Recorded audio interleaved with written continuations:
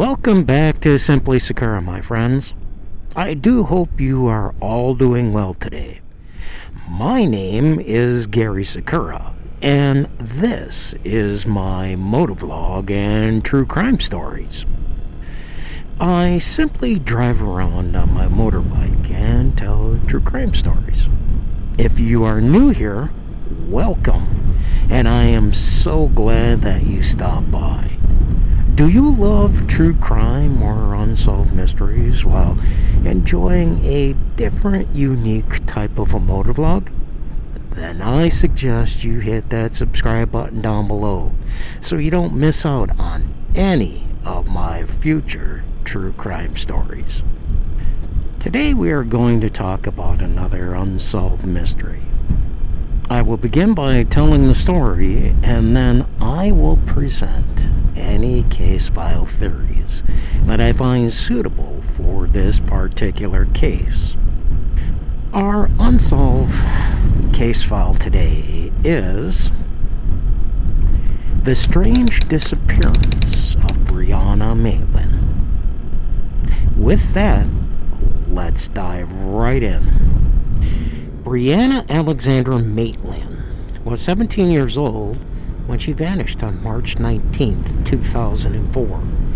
She punched out of work at her new job as a dishwasher at the Black Lantern Inn in Montgomery, Vermont at 11:20 p.m.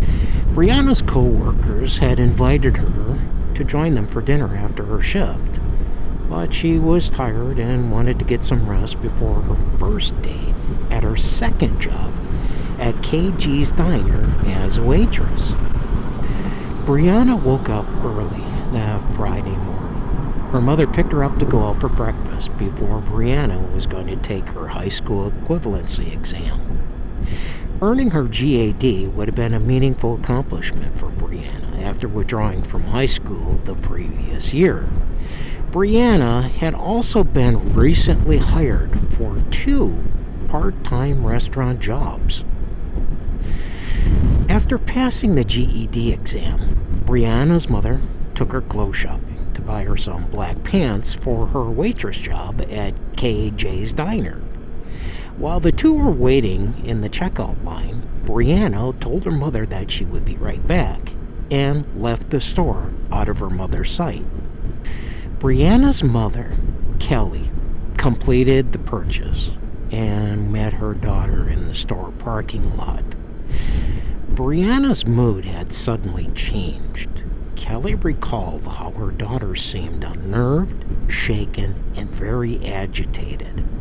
Brianna told her mother that she needed to return to her friend's house immediately, Julian Stout, where Brianna was now currently staying.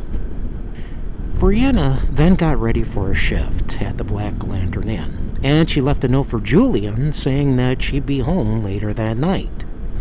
Brianna planned to return home after completing her shift. Brianna's shift at the Black Lantern Inn that night was described as busy yet uneventful.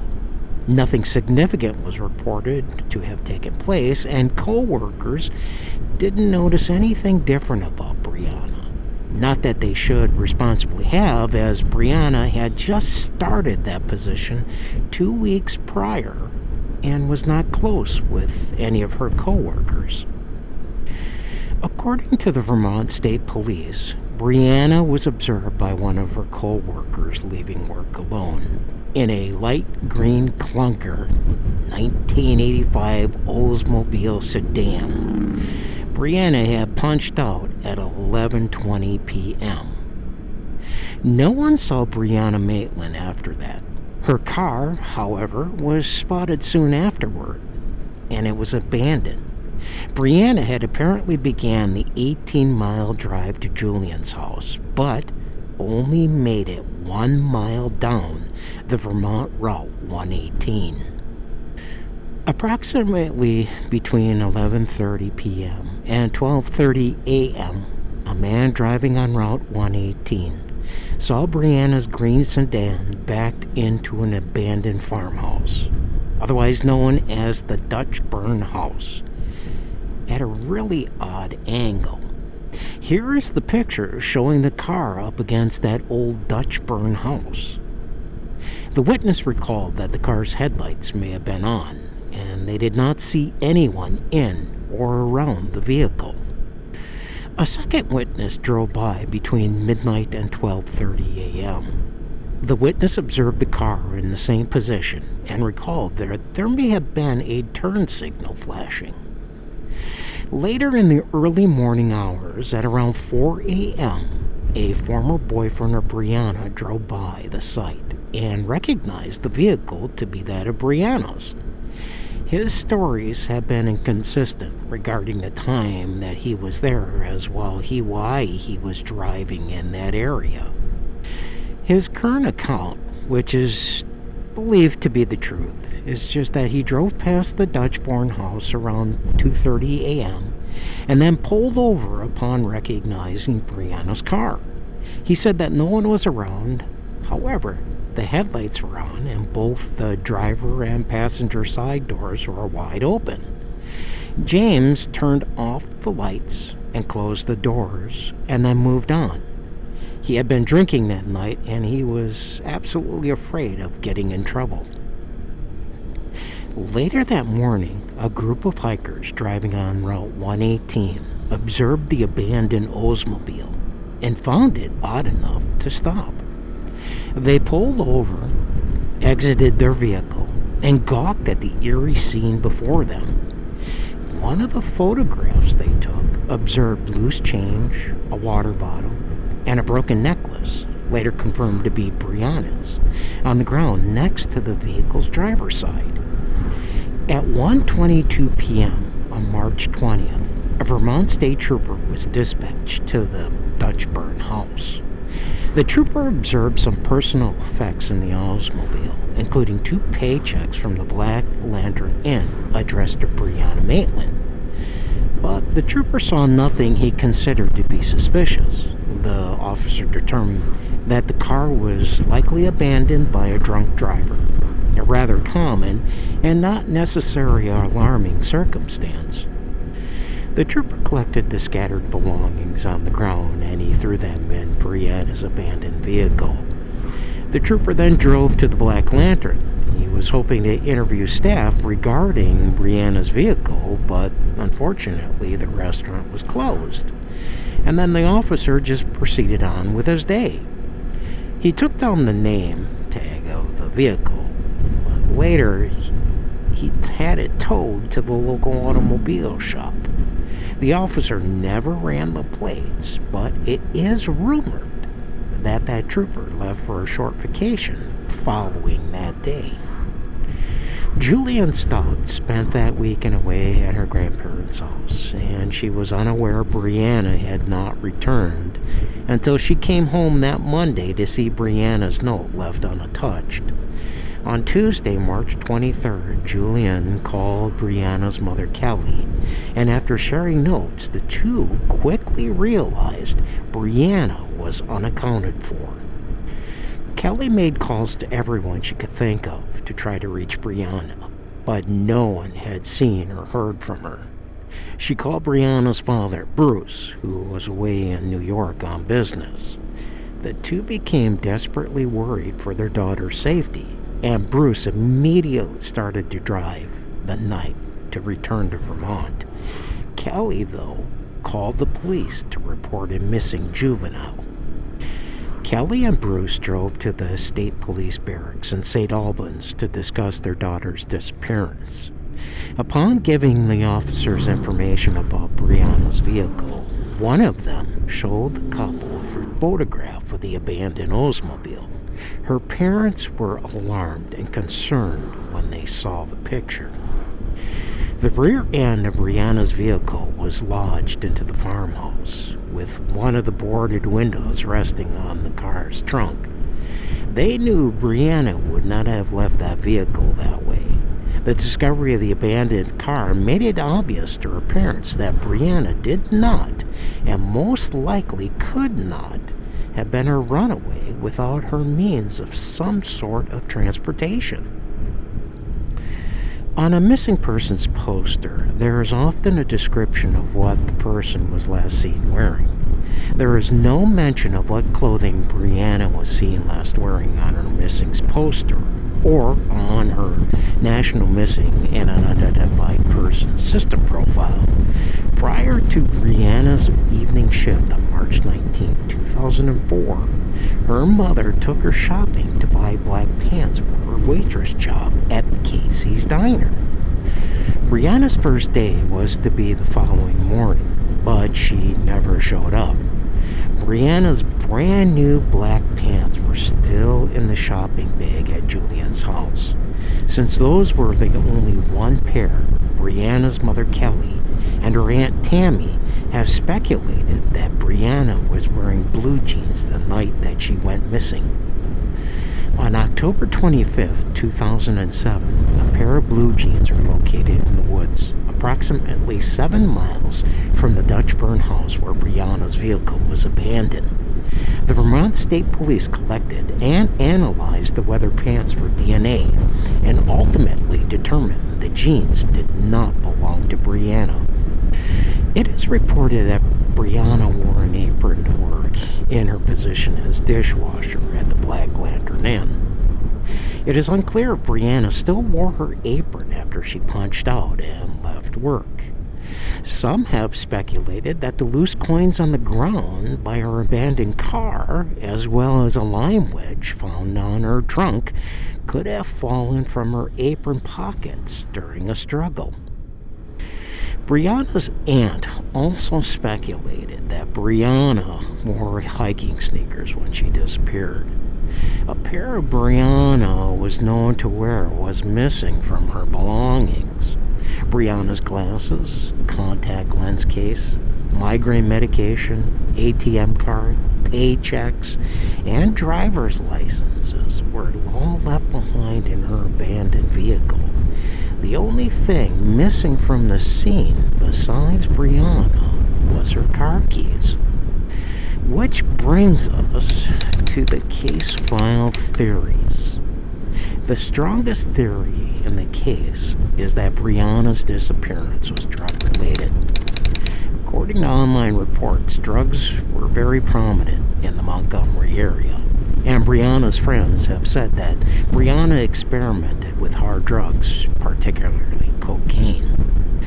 This has led to some speculation that Brianna could have been killed over a drug debt, and that her body was hidden to hide the crime. Brianna's parents maintain that Brianna was not seriously involved in the drug scene. This despite them finding out about her friendships with supposed drug users and dealers. In the week following her disappearance, police received a tip stating that Brianna was being held in a house in Berkshire, known to be occupied by drug dealers, as she was acquainted with Ramon Ryans and Nathan Jackson, both of New York. On April 15, 2004, the house was raided and police uncovered cocaine, weed, and drug paraphernalia, but there was no trace of Brianna. At this time, Ryans was simply arrested on drug charges. In late 2004, investigators received another tip, this time from an anonymous female, that implicated both Ryans and Jackson in Brianna's murder. The unknown woman stated that the pair had killed Brianna the week after her disappearance, after Ryans and Brianna argued over money that she had lent to him to purchase cocaine. After Brianna was killed, the woman claims Brianna's body was temporarily stored in the basement of another woman's home before being dismembered with a table saw and disposing of her at a pig farm. Police have been unable to corroborate the validity of this story, though. Another theory in this case is that Brianna simply left on her own accord.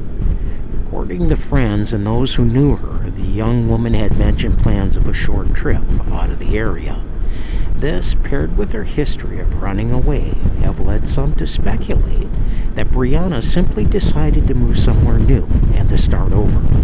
However, police police have been unable to uncover any evidence to indicate that Brianna just left voluntarily.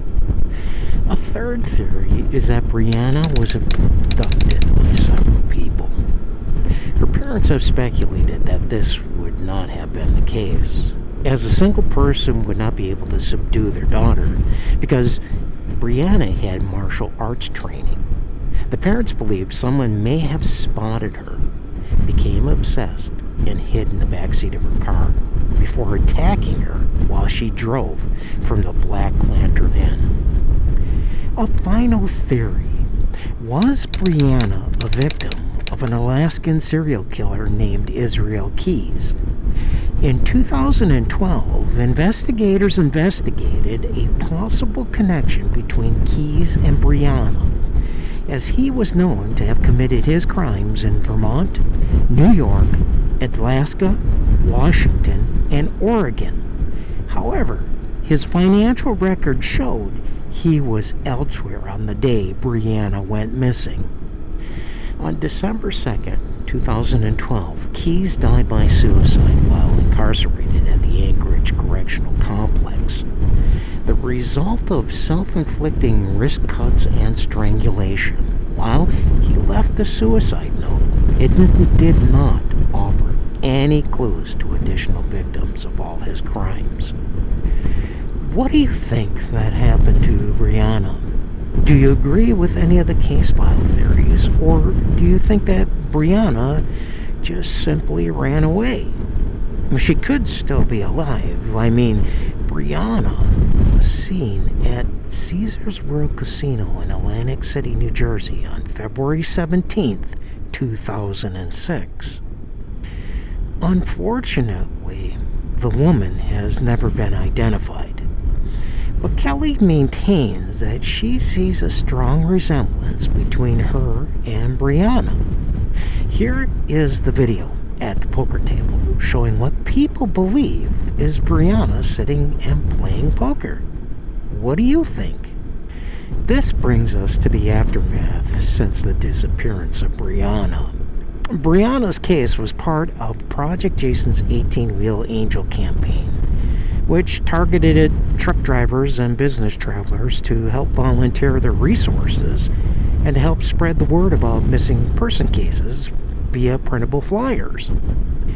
There are vigils held every year on the anniversary of Brianna's disappearance, where her family and members of the community come together to bring about renewed awareness about Brianna's investigation. Brianna's parents have since separated, with her mother Kelly now living in New York.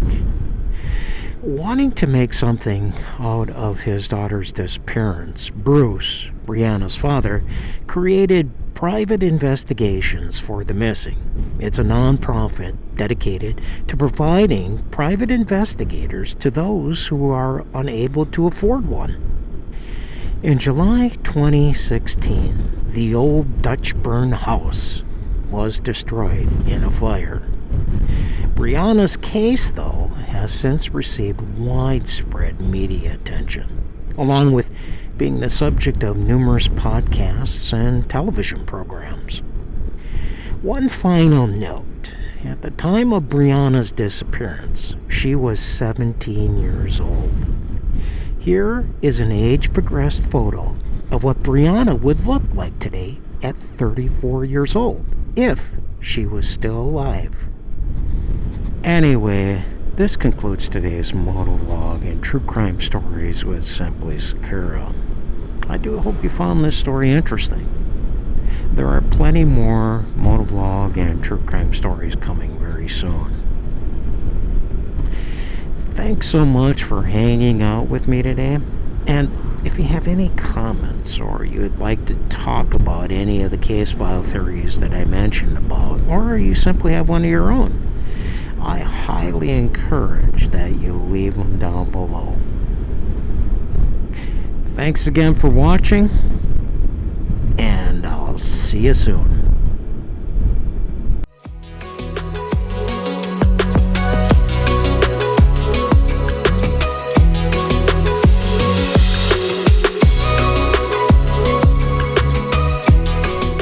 seeing that we're stuck here at a red light, I wanted to do something a little bit different here. So it's a little joke, a little Johnny joke for you guys. One day, little Johnny saw his grandpa smoking his cigarettes. Little Johnny asked, "Grandpa, can I smoke some of your cigarettes?" His grandpa replied with, "Well, can your penis reach your asshole?" No," said little Johnny. His grandpa then replied, "Well, then you're not old enough." Well, the next day, little Johnny saw his grandpa drinking beer. He asked, "Grandpa, can I drink some of your beer?" His grandpa replied, "Can your penis reach your asshole?" "No," said little Johnny. "Well, then you're not old enough," his grandpa replied. Well, the next day, little Johnny was eating his cookies, and his grandpa asked, "Can I have some of your cookies?" Little Johnny replied, "Can your penis reach your asshole?" His grandpa replied, "It most certainly can." Little Johnny replied, "Then go fuck yourself."